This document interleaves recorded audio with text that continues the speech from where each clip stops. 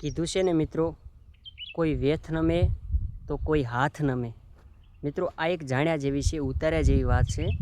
કારણ કે આ એક વાર્તા છે, પણ એક તમને ટોપિક ઉપર લાગશે કે ના બહાદુરી વાર્તા કરી છે, પણ બહુ તમને મજા આવી જશે. અને એક તમારા મગજમાં ઉતાર્યા જેવી છે કે તમે કોઈની સાથે પ્રેમ કરો છો, તમે કોઈની સાથે સંબંધ બાંધો છો, તમારા ભાઈબંધ સાથે સંબંધ બાંધો છો કે તમે એના ઉપર તમને વિશ્વાસ હોય ગળા સુધી કે આ મારો મિત્ર છે ને મને વિશ્વાસ છે 100% કે આ મને ક્યારે દગો નહીં દે, તો એ દગો તમને દેવાનો પણ નથી.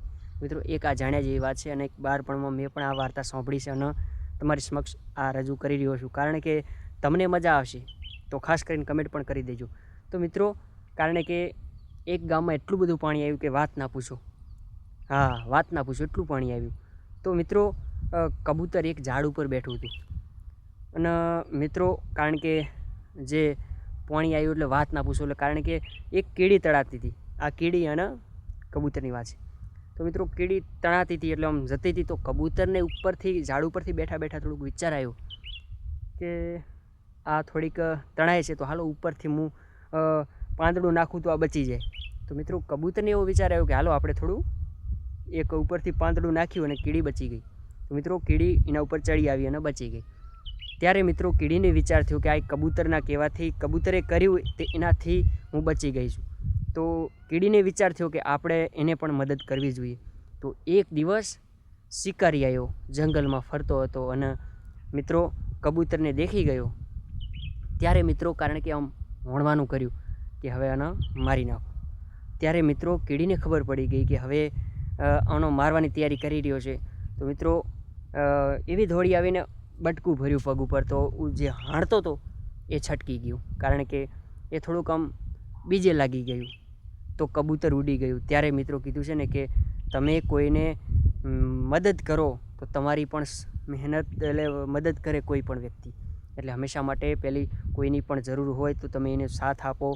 કોઈ પરિસ્થિતિ હોય ખરાબ તો એને પણ 50 રૂપિયા આપો. કારણ કે જે 50 રૂપિયા તમે આપશો તો એ કામ આવશે તમને કે ના યાર, તમને કીધું છે ને કે એનાથી મહેનત નહીં થાય તો પણ ઉપરવાળો છે ને સાહેબ, એ તમારું કર્મ, કારણ કે એ પણ ફળ નથી જવા દેતો. કારણ કે તમારું ગમે ત્યારે એવું વિઘ્ન આવે તો એ પણ ન કહેતા કે ભાઈ એને કંઈક સારું કાર્ય કર્યું છે એટલે બચી ગયો છે, બાકી તો કારણ કે અઘરું કામ હતું તો એના નસીબ હતા. એટલે જ્યારે કીધું છે ને કે ભાઈ તમે સારું કાર્ય કરો, સારું કોઈકનું સારું કરો તો આપણું સારું થવાનું છે. અને કોઈકનું જ ભૂંડું તમે કરવા બેહો કે હા મારે તો, તમે વિચારો કે હું કોઈકનું ખોટું કરો એટલે આપણું ખોટું કાયદેસર થવાનું છે મારા ભાઈ. તો તમારું કેવું શું થયું છે આ વિડીયામાં, તમને કેવું લાગ્યો વિડીયો?